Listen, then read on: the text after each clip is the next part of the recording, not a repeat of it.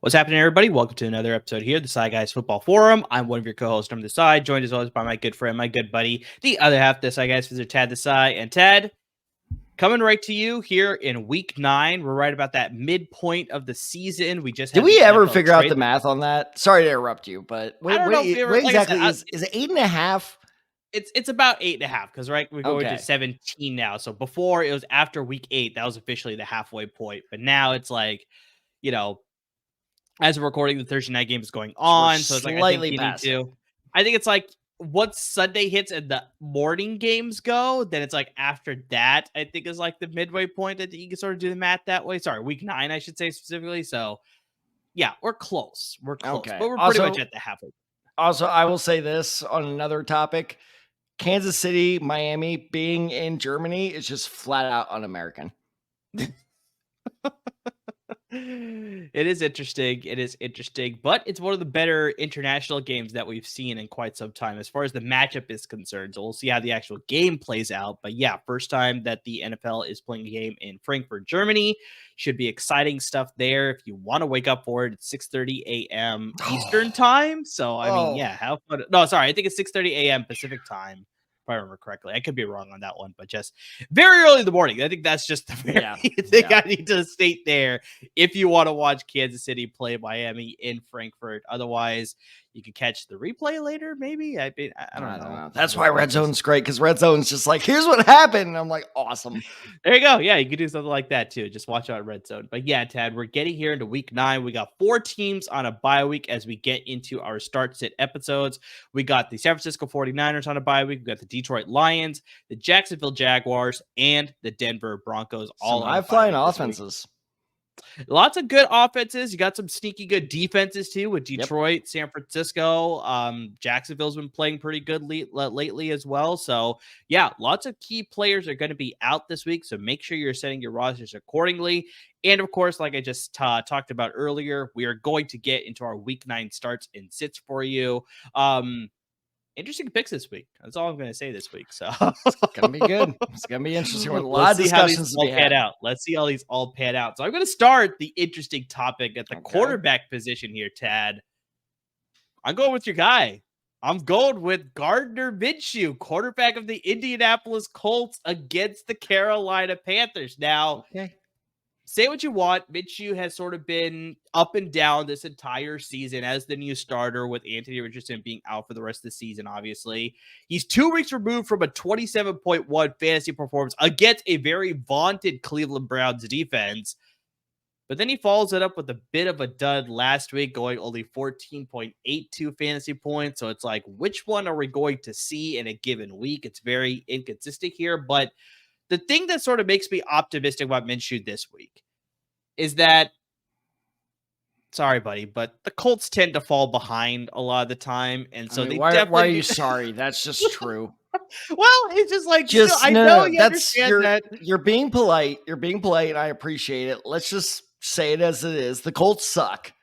So we fall behind in every single game. No, of course, I'm not an idiot. Like, it's just, I just watched my TCU Horned Frogs lose in the fourth quarter. Like, it's just this has been a miserable football season for me. So I think because the Colts are going to fall behind, they're definitely going to have to air it out quite a bit, because look, Tad, over the last 5 weeks of the NFL season, Gardner Minshew is top 10 in passing attempts. He is exactly coming in right at number 10. And then you also look at the fact that this matchup against the Carolina Panthers presents a very good one for Gardner Minshew, because prior to the bye week, Detroit allowed Detroit. Detroit and Miami to score 42 points consecutively in back-to-back weeks. I know they both have high-powered offenses, but you look at what Colts could do. They have some weapons on their offense that they could sort of score in that sort of range as well. You also have to look at the fact that in both of those games, they allowed 3 passing touchdowns as well. So when Minshew had his great game 2 weeks ago, he was also running the ball, so I don't expect him to sort of run it as much as he did last time, where he scored 2 rushing touchdowns as well as 2 passing touchdowns. He also limited his turnovers. But I think in this game, I think he could hit that 3-point mark as well to get 3 passing touchdowns, which will automatically make him in that 20-point fringe fantasy point category, which to me seems like a good start this week. All right, well, you threw stats at me, so I'm going to throw stats right back at you, buddy. Go for it. Go for it. The Panthers are this weird dichotomy. How about that for a word? Yeah. Where word you've used before. Yeah, I still don't know how to spell it. Do you know how to spell most words? That's another issue. Dichtomoy? I think it's a Dichtomy.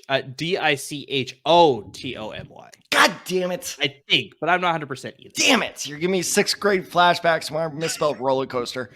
But anyway. Roller coaster. I was in the 6th grade. You back off. Still, that's the 6th grade, man. 6th grade. Come on. I think I put the A before the O, and that's what screwed me. You're like 10, 11 at that point. It's like, come on. Man. Anyways, is moving on from my traumatic childhood memories is depending on the school that you go to, you're in junior high at that point too. So it's like, okay, let's relax here. It was a high pressure situation. It was just I can't perform in the clutch, and you know who else can't perform in the clutch? It's Gardner Minshew.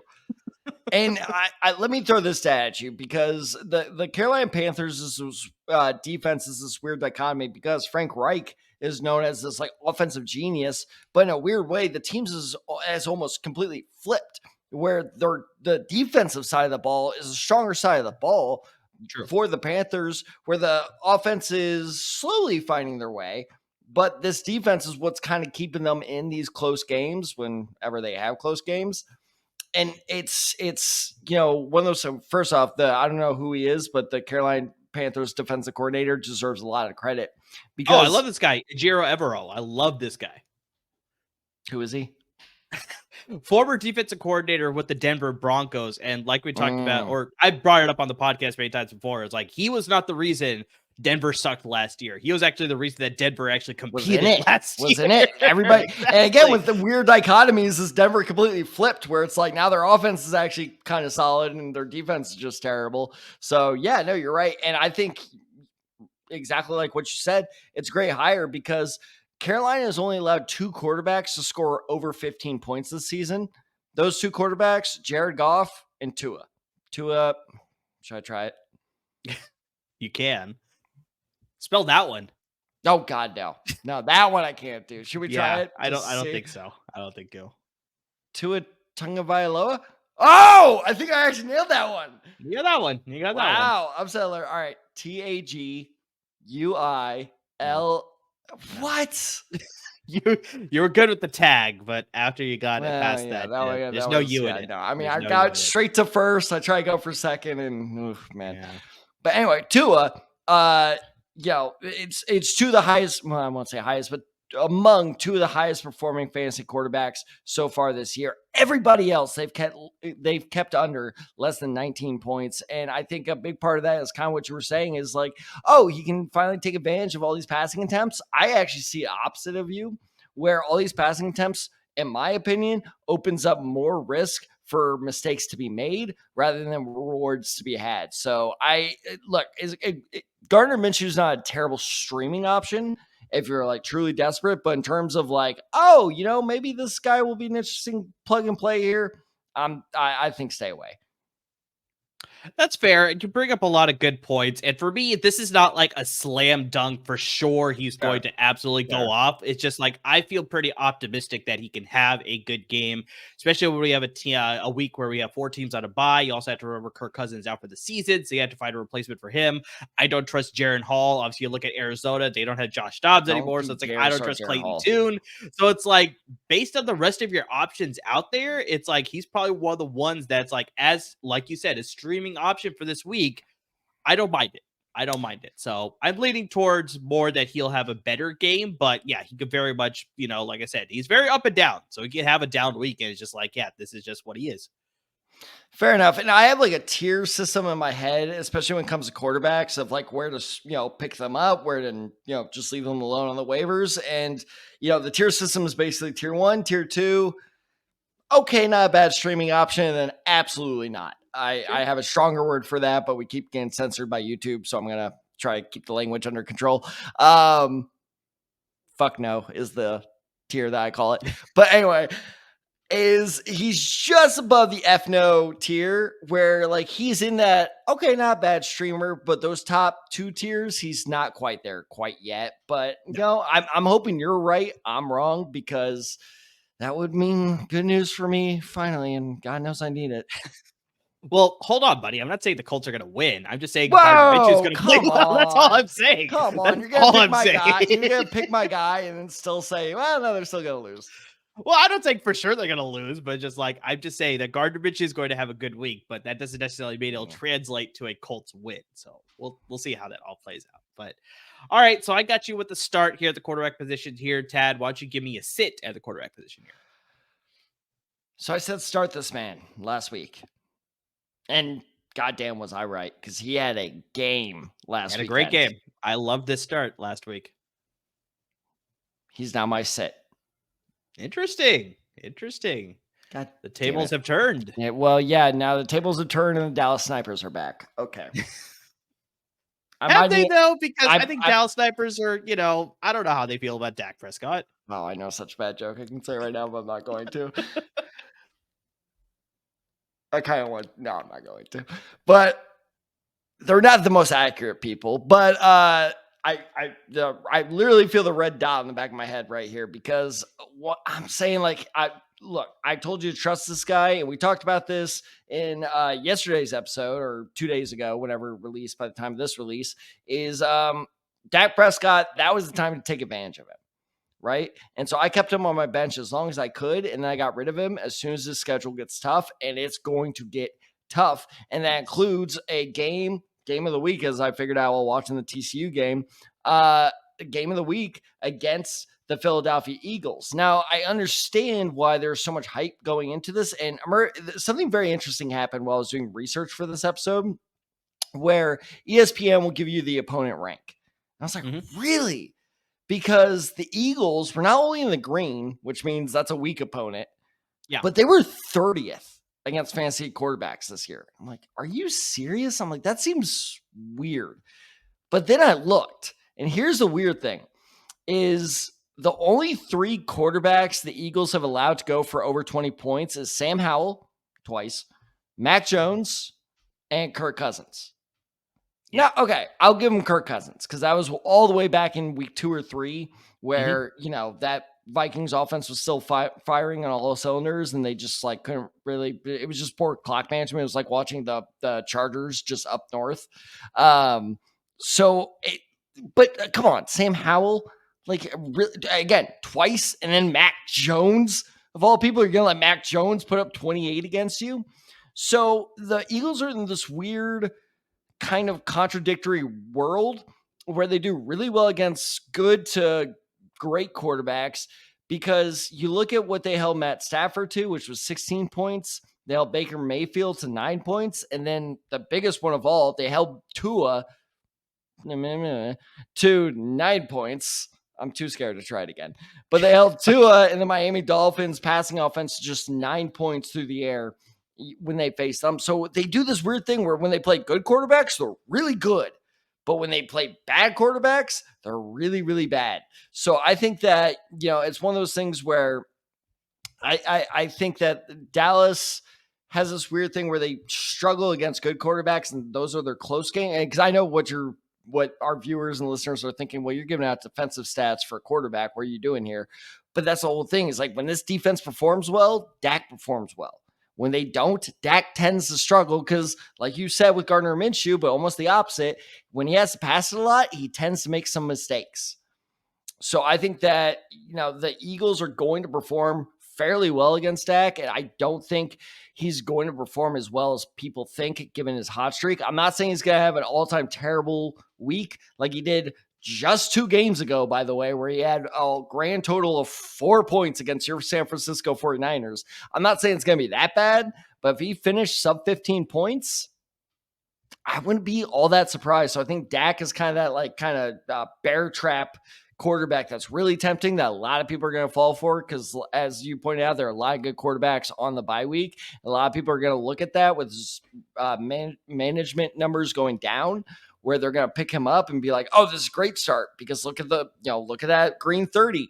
But that green 30 is only because they really only had 3 bad games. And granted, those bad games have been really bad by the Eagles, but I think that in a divisional matchup where they're going to be really fired up, I'm not seeing it.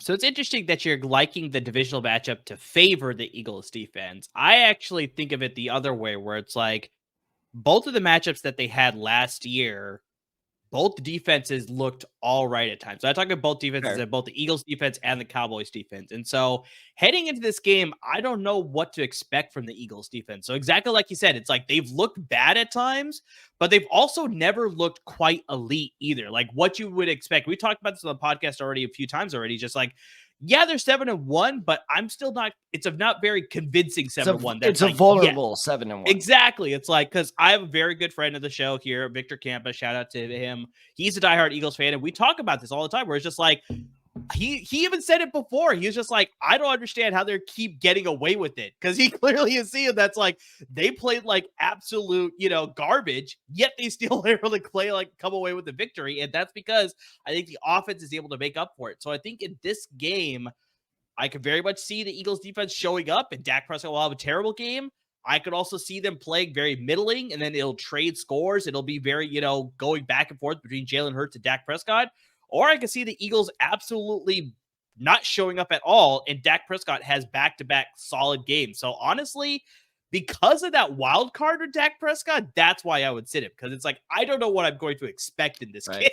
Yeah. And so that is why, with that question mark, I'm going to sit him this week, because, I just don't know what to expect. But obviously, if you have no other options, he could obviously go off for you too, because like I said, it's just such a wild card factor of just whether he's going to perform or whether he's not, and whether that Eagles defense is going to show up or whether they're going to play like they've kind of had been all season long.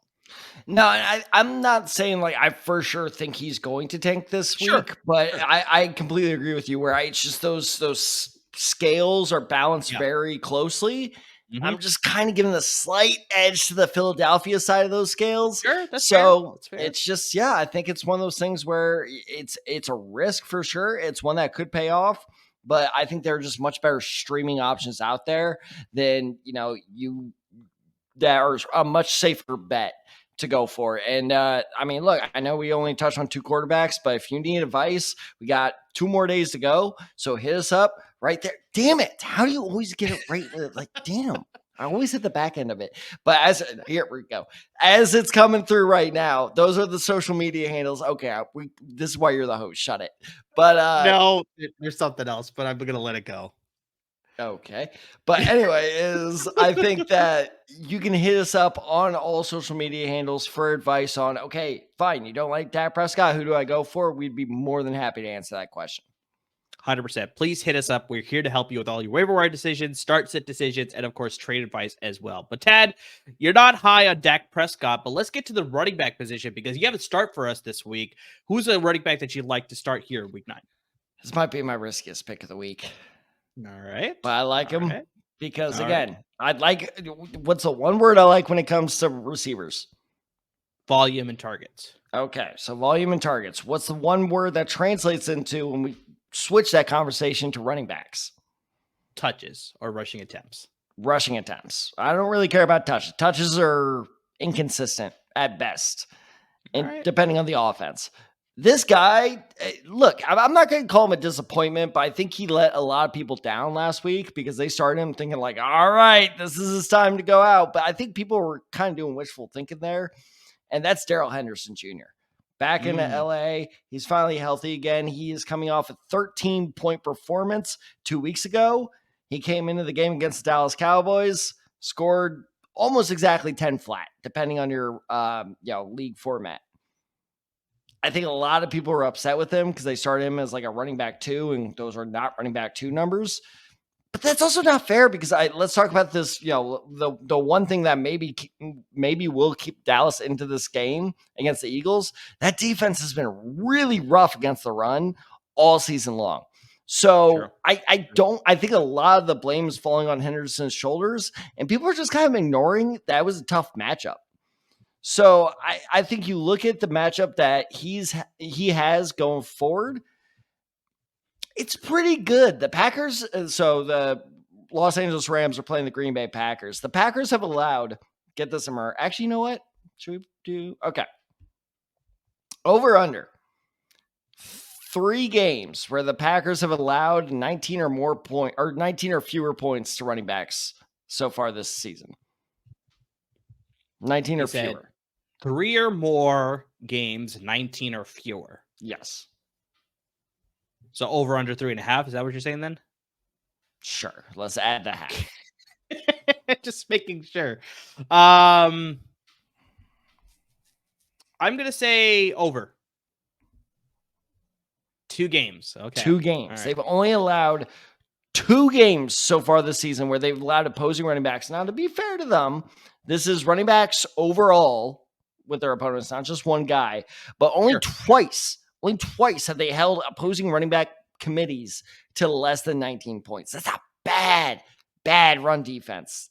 Yeah, that's fair. Mm-hmm. And so I think that Darrell Henderson, who, by the way, has gotten 14 or more carries the last 2 games since he's gotten back from injuries, I think that just pure volume, those pure rushing attempts, he is going to make, some point, production happen. And so I like him. I don't like him as like a running back 2. I think that's a little bit too risky. But if you're kind of struggling, if you're like me, where I'm starting Mike Evans, who's, by the way, if you had given me this option, would have been a sit. Well, actually, I think I am sitting receiver. I almost picked him as a sit option because Mike Evans against the Houston Texans is really worrying me. Had you given me that option of like, okay, I can sit a running back, it's one of those things where it's just like, okay, I kind of understand where you're coming from, but I think that if you're struggling for a flex option, he is more than a worthy risk to take.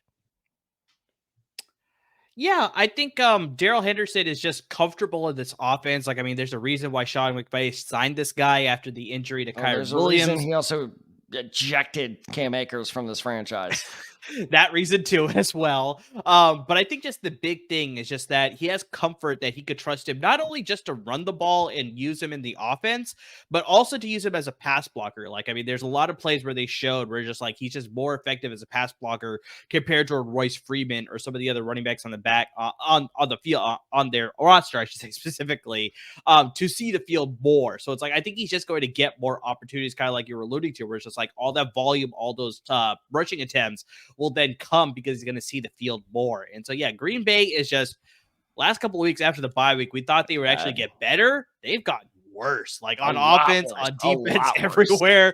I mean, just, yeah, I'm not sure. Do not even do. Well, actually, I shouldn't mention this because you're about to bring him up, but the guy you're about to bring up, I hate him.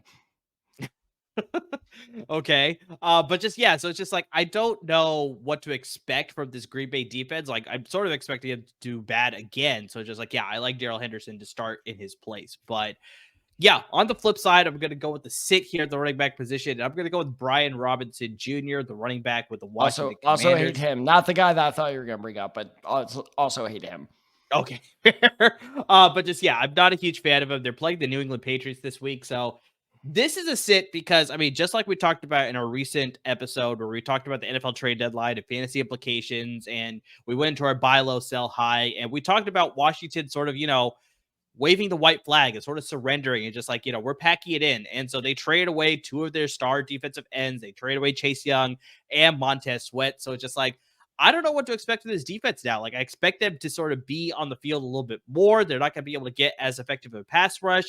Their secondary is all right, but just overall, this defense got weaker, and that's just going to put more pressure on the offense. So it's like maybe the offense can do good at times, but just sustaining over the course of an entire game, I don't know if they're going to be able to do that. So, I mean, as dangerous as they can be, I just don't like them to be dangerous consistently. So I think this defense is going to get fatigued. Like I said, put more pressure on the offense. And if they had to put more pressure on the offense, I think New England will be able to score enough, and then they're going to have to go away from the rush, and they're going to have to pass it more. So Sam Howell may have a good game, but I think because they're going to go away from the run, Brian Robinson Jr. is not going to get enough attempts in this game to sort of warrant being a fantasy starter this week. And you have to look at the fact, this is the crazy fact here, Tad. Over the last 5 weeks of action, do you think he has over or under 10.5 rushing attempts? You're turning my own weapon against me. How dare you? Of course, I had to do it. All right, so repeat over 10.5. Over the last 5 weeks of action, he is averaging, do you think, over or under 10.5 rushing attempts? I'm going to guess 8.5. You're close. It was 9.6. So definitely under. You're correct on that part. But yeah, it was 9.6 rushing attempts per game in the last 5 weeks. So you're probably getting barely 10 carries a game. That's not going to make you effective in any fantasy league, no matter how good your offense is and how bad your opposing defense is. You're just not getting involved in the game.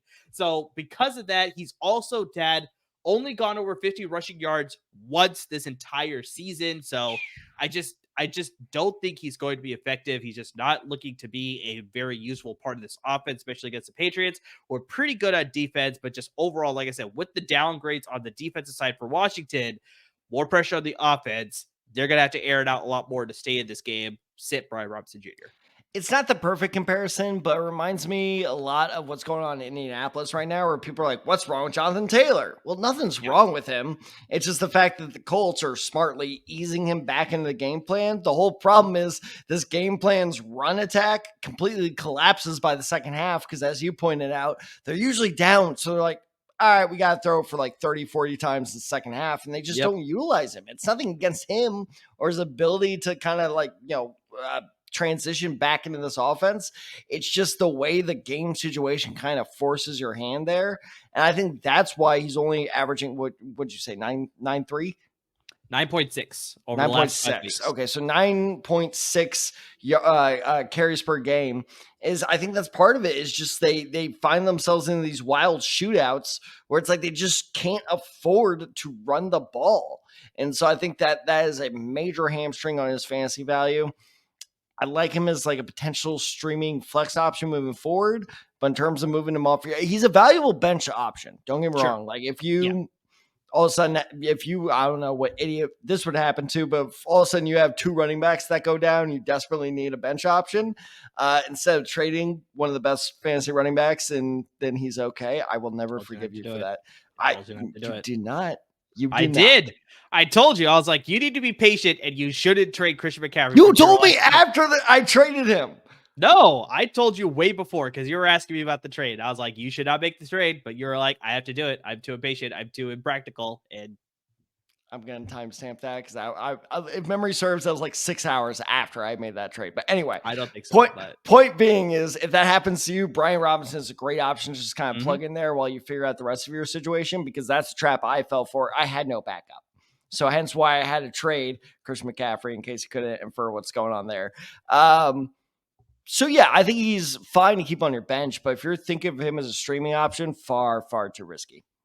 Yeah, agreed there. All right, let's move on to the wide receivers here, Tad. Do you got to start or sit for me here at the wide receiver position? Well, I got a little confused, but apparently I got to start. So I will say this. I have nothing against this man personally. However, as someone with Chris Olave on my team, I hate him. Okay. Michael Thomas, well, it kind of depends on I feel like it depends on your expectations of him going into the season, because it was funny is I feel like you and I have kind of shared our frustrations with him fantasy wise. Sure. And as I was doing my research, ESPN had a video up there of like, can Michael Thomas keep exceeding expectations? I was like, really? But I also forgot that ESPN basically said he was useless as a fantasy player going into the season, and he's not. I mean, he's not blowing anyone away. No. But let me explain the situation going on with Michael Thomas right now, and this is insane. He's only had one game this entire season, when healthy, that he's had less than 7 targets. One game. Yeah. And guess what? That one game, he had 6. Yeah. course. So he was very, very close to reaching that goal. So his floor is extremely stable. Honest to God, maybe the most stable floor of not just a receiver, but any fantasy player I've seen so far this year. Like, you know what you're going to get. Worst case scenario, he's put up 7 or 8, which means he is very touchdown dependent. Now, that's a big gamble to take because he's only scored 1 touchdown so far this season. However, do you know who the Saints are playing this weekend? I don't remember that one. Bears. All right. Interesting. So I think that gamble of, and not a wide receiver 2 position. I think that's a little too risky, but I think him as a flex option, gambling that he's going to get at least 1 against the Chicago Bears, I feel like that's a pretty safe option given the fact that he is sucking, hence why I don't like him. He is sucking just enough targets away from Chris Olave, where I think, honest to God, I think both of them are going to be pretty reliable fantasy starters this week. Yeah, I think the thing with Michael Thomas is that this year, at least, we'll see what happens in future years, but a lot of people were labeling as useless. A lot of people are projecting him to break out as long as he's healthy. But what's happening is exactly in the middle, where it's like he's not doing terrible, but he's also not blowing it up. So it's like you said, you get the consistency where it's like he's getting over like at least 7 targets per game, with the exception of the one where he got 6, right? And then he started translating that into about 4 or 5, maybe 6 receptions for about 50 to 60 yards, maybe 70 yards or whatever. But then he's only scored once. But it's like you could depend on that production then. So it's like if you know that he can get this much every single game, like that's a reliable point figure that you can rely on for your fantasy roster. So it's like, do I need this many points this week, or do I want to go with a more high risk, high reward sort of situation that you can plug that guy in as opposed to getting the consistent numbers with Michael Thomas? So it's like, yeah, it's great. And I think against Chicago Bears, he should be able to meet those numbers again. But yeah, if he can find the end zone, that's what obviously puts him over the top. So yeah, if you put him in the flex option, I think it's a great spot for him this week for sure. Yeah. No, it's almost like chess where you're like kind of just playing a little bit riskier move that's not going to cost you a piece. Sure. But if you're going to do that, you better make sure all your other pieces are set up pretty well. Meaning if you're confident in the rest of your roster and there's just that one weak spot, even if it is wide receiver 2, this is a pretty worthy gamble in my opinion. Yeah, I like this one. For sure. I got an interesting sit for you here, Tad. Okay. So I got a wide receiver 1, maybe a wide receiver 2 based on how the season is going, but he was probably drafted as a wide receiver 1 for your roster. Okay. But I think you needed to sit him this week, and that is DK Metcalf. The Seattle Seahawks are playing the Baltimore Ravens this week. So shocking you're against him. I mean, this is quite the revelation. You've been singing his praises all season. Anyway, carry on. Yeah, definitely. The Ravens are currently allowing 16.1 fantasy points to opposing wide receivers in the NFL right now. That is ranked second fewest in the NFL. So they are absolutely shutting down opposing wide receivers in the NFL right now. Metcalf had 14 targets in the game last week against the Cleveland Browns. He only caught 5 of them. So, I mean, that's sort of saying that it's just like this defense is being able to shut them down. So it's like, even though Geno Smith is looking his way consistently and he's getting him a lot of targets, he's only been able to catch 5 of them. So, I mean, just like, it's not translating. I see you running some numbers there. You sort of like trying to figure out how many he missed incomplete. It did not catch in that game then? That's less than 50%. Yeah, 100% less than 50%. I even carried the 1. But yeah, you also have to look at Baltimore. It's like I said, they're limiting the fantasy points to opposing wide receivers, but they're also allowing the second fewest passing yards in the league. Sorry, 6th fewest passing yards in the league, second fewest passing touchdowns in the league. So this guy's not, the Ravens are not allowing a lot of passing touchdowns to be scored on them, and they're also limiting the yards as well. But just looking at this defense and looking at the matchup between Seattle and Baltimore, I think it's going to be very close. I think Baltimore will be able to limit the passing attack. Seattle may have to lead on the ground attack with Kenneth Walker III and obviously Zach Charbonnet. But when they do have to pass, well, I like DK Metcalf to be shut down. Tyler Lockett may be the guy that could find some openings here, could find some holes in the defense there. Jackson Smith-Njigba could be a sneaky good pick as well.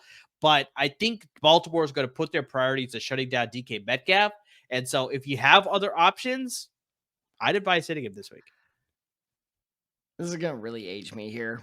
But I'm not on TikTok. I swear to God, I'm not. But as I somehow stumbled across this one TikTok, it'll make sense in a bit. Okay. Where it's this great little skit, and I'll probably send it to you, Murr, once we're off air. But It's the running joke is this guy is just like, ah.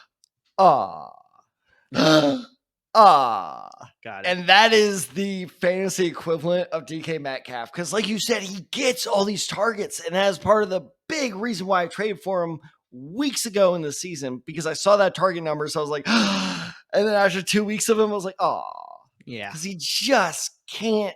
I'm not blaming it on him, but it's just that this offense seems stale, I guess is the right word. It just seems there's nothing innovative about this offense. It seems a very, given their coach, not very surprising, but it just seems like a very early to mid 2000s offense. And it's clearly working for them a little bit. But at the same time, fantasy wise, it's not really producing any winners outside Kenneth Walker, maybe. Yeah. He's probably the most dependable option in that offense for sure. So, I think that, this is the rare case where I will say, despite the target numbers, my trust in DK Metcalf just dissolves more and more by the day. And that's a reason why I traded him after only about 2 weeks, because it just became very, very clear. And then I knew with his injury history, I'm like, this is going to happen.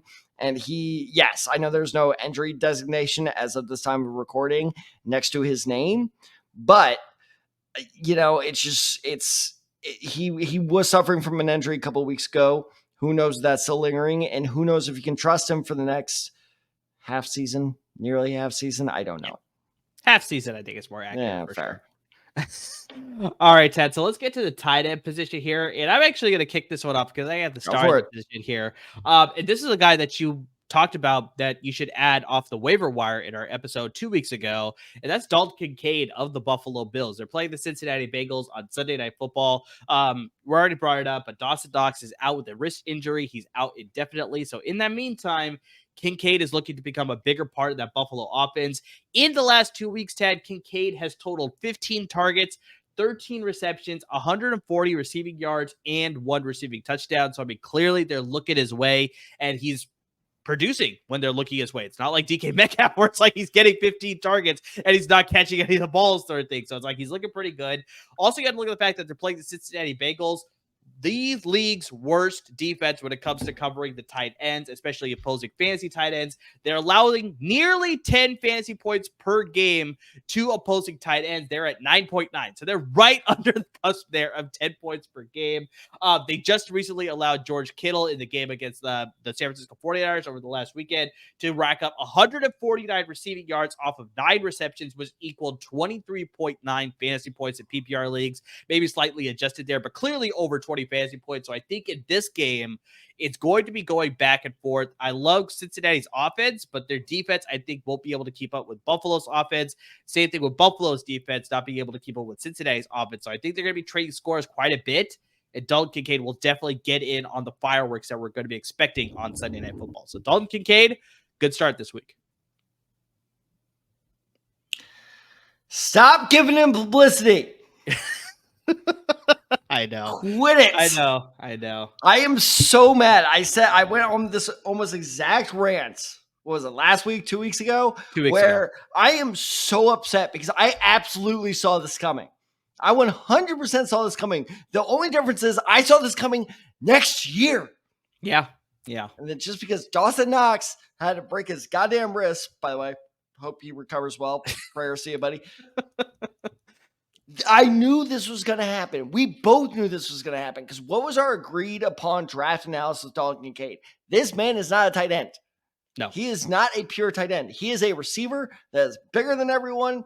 Yep. Basically just as fast, a little slightly slower. And if he goes to the right team, they're going to know how to utilize him. And God damn, is he still their OC? Is Ken Stable still their OC? Ken Dorsey, not Ken Ken Stable. Dorsey. Who's Ken Stable? I think I mixed up Brian Dable and Ken Dorsey. Well, I think you're also going to say Ken Stabler, who's a former quarterback. That's what R.I.p. That's well, I mean, okay, all right.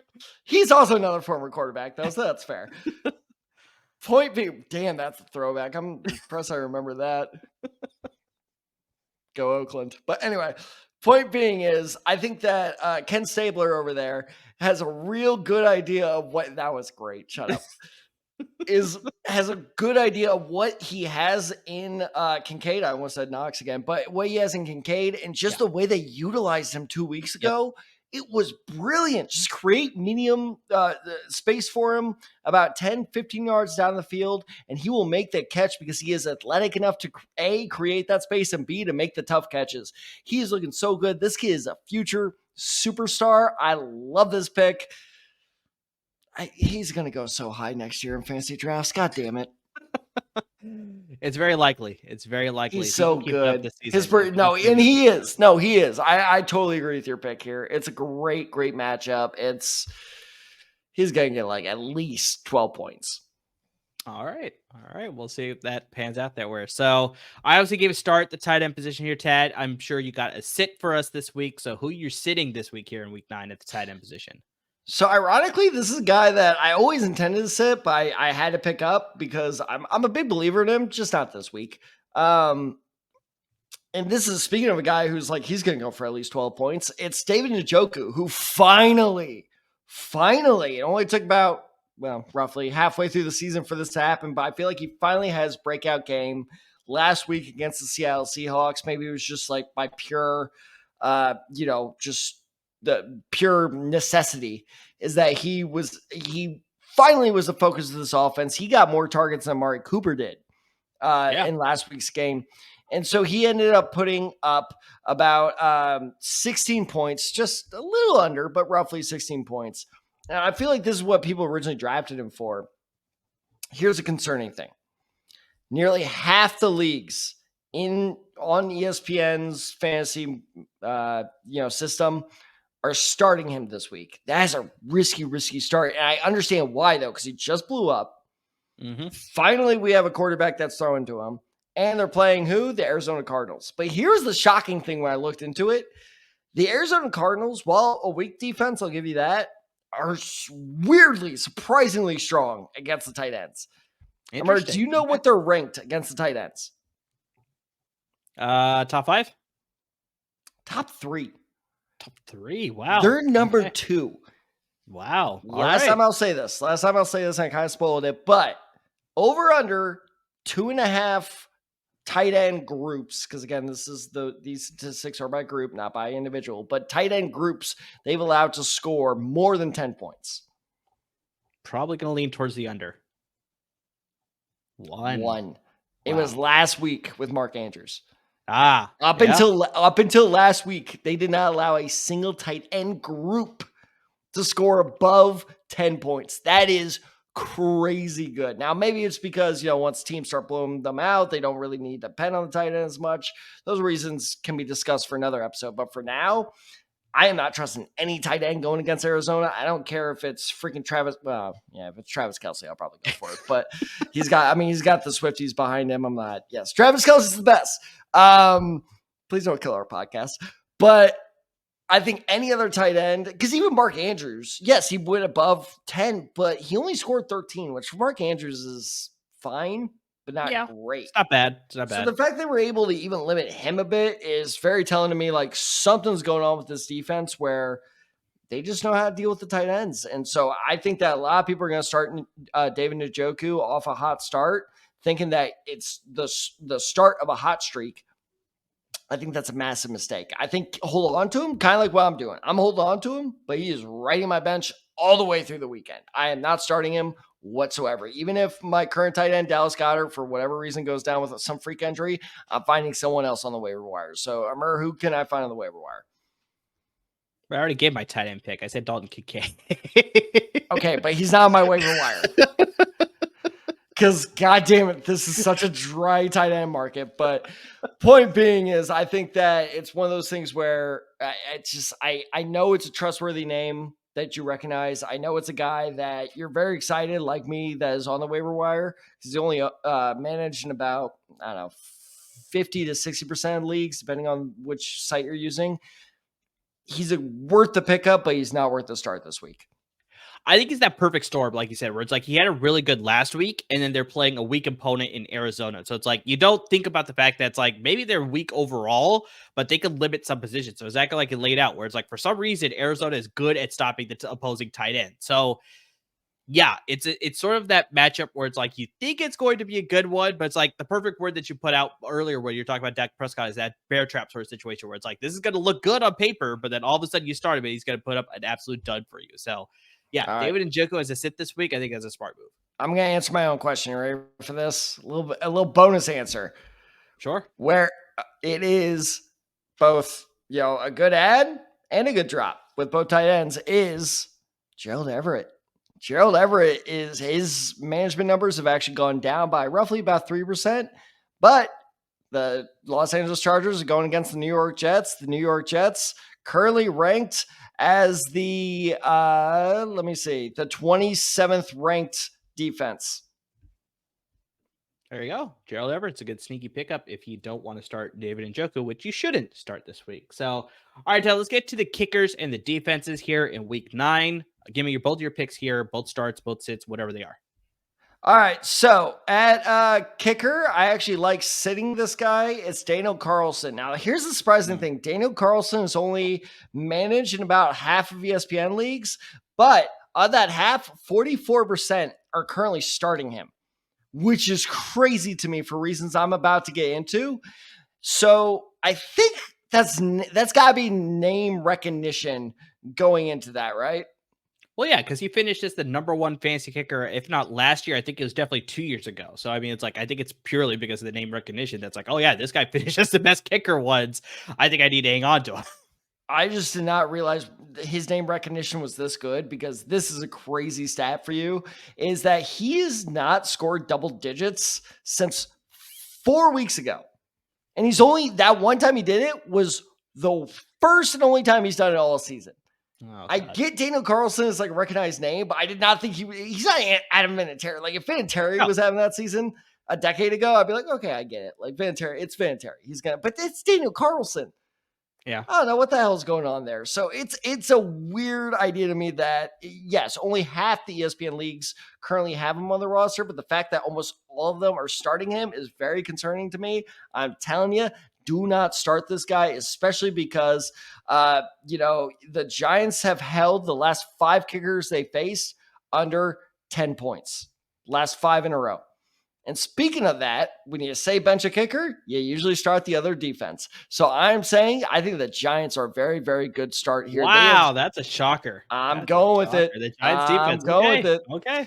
They put up double digits in both of their last 2 games. And look, I think that maybe you're right. Maybe you're right, Amir, because we mentioned this on our last episode where, Antonio Pierce looks like he's trying to be this Dan Campbell type or, this kind of fire up coach. And that does scare me a little bit because that's working more effectively than I thought. But I think that it's one of those things of we just don't know. And right now I'm gambling on the other side of it where this team is just so beat down at this point. Maybe it'll work next year. Because if you remember that Dan Campbell project in Detroit didn't start off too hot. True. Very true. So I think that might be the case where if Antonio Pierce gets hired as a full-time man, maybe gets his own program underway throughout the offseason, great. But for now, I think this team is so beaten down that no one's really buying it. Devontae Adams is pissed. Jimmy Garoppolo has to be pissed at this point. But it doesn't even matter about Jimmy Garoppolo's feelings because they're starting Aiden O'Connell. Yep. So you're facing a very hot New York Giants defense against a not struggling, because he actually did pretty solid in his rookie debut. Well, not debut, but starting debut. Mm-hmm. So I think the Giants just will have this very good game plan against a rookie quarterback and a struggling offense. I'm not saying they're going to put up double digits again, but if you're struggling for a streaming defense, I think the Giants is actually a very underrated bet here. That's an absolute deep sleeper, I'd probably say, for this week. Not but bad. Hey, they have a good matchup, like you said, with all the craziness that's happening in Las Vegas with them firing practically all their key positions on the coaching staff, going with the rookie quarterback. It's just you don't know what you can expect from this team. Like you said, where it's maybe they'll be injected with some passion and they're hearing a new voice and they're going to absolutely play hard. That's the X factor that's scaring me because there's no way to measure that. But you could also see it the other way where it's just like, yeah, that's all great, but they still just don't have the talent to actually pull out any sort of victory. So we'll see what happens. It can really go either way, but just, yeah, if it hits, it's like, Giants are very much like I brought up earlier. It's like they're very high risk, high reward situation where it's like, if they hit, they will absolutely hit for you. But if they throw up a dud for you, then yeah, you're going to be like, why did I start the Giants defense again? So we'll see how that all plays out. Double digits last 2 weeks. No, that's fair. That's fair. You got the good numbers to back it up. So I'm going to go with the sit at the defensive position here, Tad. Sit the Buffalo defense. I kind of brought this up when I was talking about Dalton Kincaid, but just like, I think the Buffalo defense going against Cincinnati, I think this game is going to go back and forth. You're going to trade a lot of scores. And it's because of 3 words, Tad: healthy Joe Burrow. Like, I mean, he absolutely looked like his old self when he totally ran roughshod through my Niners last week. Like, he looked like classic Joe Burrow in that game, and I think he's going to continue that against this game of the Buffalo. You obviously look at the fact that Cincinnati is coming off a bye week, only 2 weeks removed, so they're very fresh. They're very ready to go. I think they want to sort of rebound from the slow start to the season that they had. So, yeah, the Bills defense is unfortunately going to be on the wrong side of that. So I'm not saying Cincinnati is for sure going to win this game, but I like that both offenses are going to trade scores enough that it's like both defenses should be sat. So both the Bills defense and Cincinnati defense, if you have either of those, look for alternative options this week. So yeah, I expect this being a very high scoring game between both those teams on Sunday Night Football. I'm very excited by this game. No, I'm not going to lie, because when I was searching for a quarterback to sit, I was like, okay, let's look at the rankings. And I kind of saw Joe Burrow against a tough Bills defense. I'm like, I like that. I was like, I think that's a good, hot take for a sit. And then, so I clicked on Joe Burrow's stats. I'm like, okay, he's been hot, but like, let's see what the Bills defense has done. For the first time all season, the Bills defense have allowed 20 or more points to 2 offenses or 2 quarterbacks back to back. So I think the massive injuries in the secondary have really, really affected the Bills defense. I'm not saying they're bad, but they're just not quite that elite defense they used to be. And so, no, like I said, I went very quickly from like, bench Joe Burrow to, no, that's actually a pretty solid start. So, no, exactly. I think that Joe Burrow is good for at least 18 points. Oh, 100%. And then we're going to the kicker position. I got to start for you, Hitat. I got Ka'imi Fairbairn, the kicker for the Houston Texans. They're playing the Tampa Bay Buccaneers this week. Worst. Even with the bye week, Fairbairn is top 10 in the NFL in field goals attempted. The Buccaneers present a tough defense, but the Texans, I think, should be able to move the ball down the field. I don't think they're going to score a lot, but I think it's going to present a lot of fantasy opportunities, field goal opportunities, I should say, for Ka'imi Fairbairn, which will lead to a good fantasy day for him. So, yeah, if you need to pick up a kicker in the short-term week here as a streaming option, Ka'imi Fairbairn against the Buccaneers defense, I like him to score a good amount of points there. So, all right, Tad, those are our week 9 picks as far as starts and sits at every position. We said it earlier in the podcast, but I mean, guys, if you have other questions when it comes to starts and sits, when it comes to waiver wire additions, when it comes to trades, like, I mean, interact with us on our social media handles. You can see it come across the board right there at the bottom. Hit us up on Twitter. You got me at @TheSide23. You got Tad at TadTheSide94. You got the show handle at @TheDecideGuys. And, of course, on Instagram at @TheDecideGuys as well. So please talk to us. Send us questions. Comment on our posts. Whatever you need to do. We will help you make decisions that you're struggling with, whether to start this guy over this guy, whether to add this guy off the waivers, whether you should be making this 2-for-1 trade, whether you should be accumulating picks as opposed to sending picks, sort of thing. So I mean, just like, let us know. We are here to help you. We play in so many different leagues, so many different types of leagues too, so we can give you advice on any of them for sure. So make sure you do that. Make sure you subscribe when we listen to your podcast, whether that's on Apple Podcasts, Google Podcasts, Spotify. You can listen right on the LAFB Network website as well. Hit that subscribe button. Always be up to date with our podcast. If you're watching us on YouTube, make sure you subscribe to our YouTube channel so we're up to date with our YouTube videos as well. And please support our parent network at LAFB Network. They're giving you a lot of great content when it comes to the LA football teams, both at the professional level and the college level. They got you covered with the Trojans and the Bruins at the college level and the Rams and the Chargers at the professional level. So lots of great content. Make sure you're supporting them, because without them, there would be no us for sure. And guys, to everybody who's already interacting with us, who's listening to the podcast, watching videos, asking us tons of questions on social media, we really can't thank you enough. And I mean, like Amir says, we are always out there to help you. And here's the best part about why we can help you is we have very opposing views when it comes to fantasy football. I am much more pull the trigger guy. Like Amir said earlier, he is much more of like, hold the ship, like, hold on, just relax. And I mean, it's both scenarios can be right. And I think, sometimes we throw a lot of numbers at you guys, but that just shows that we know what we're talking about. We've done our research. We do the research. We do the research. Trust me, we do the research. So, we'll toss all the stats at you. We'll ultimately leave it up to you, but that's the whole thing is we will help you kind of see both sides of the spectrum, and that will help you make a more educated decision. And that's why we love fantasy football so much, because there's so much, discussion to have. I mean, we've been talking for an hour almost at this point. So let us help you. We're so close to that final stretch of the season. It's going to be here before you know it. So as always, everyone, thank you so much for listening. Oh, you know what? I forgot something, Mer. What was that? I forgot to place my betting picks this week. When are we going to do that? Well, I mean, if you caught us last weekend, we gave our underdog picks on courtesy of our great brand new partners at Underdog Fantasy. So, I mean, guys, if you want to get in on the action to play some sports bets, some fantasy picks, when it comes to all the sports that are considered NFL, NBA, NHL, MLB. Well, fortunately, MLB's done. We have new champions for the first time ever in MLB history. The Texas Rangers are now World Series champions. But God, those kids were so annoying today. You still bet on all those other sports. You got college football, of course, obviously. So, I mean, if you want to get on the action, use our promo code DESAI. That's DESAI on the Underdog platform. They will double up your initial deposit of at least $10 or more, up to $500. I mean, you can double up 10. If you put in $500, you will get $500 matched into your account. So that's $1,000 for free. $500 completely free dollars, and all you have to do is use our promo code DESAI, DESAI. So yeah, make sure you do that.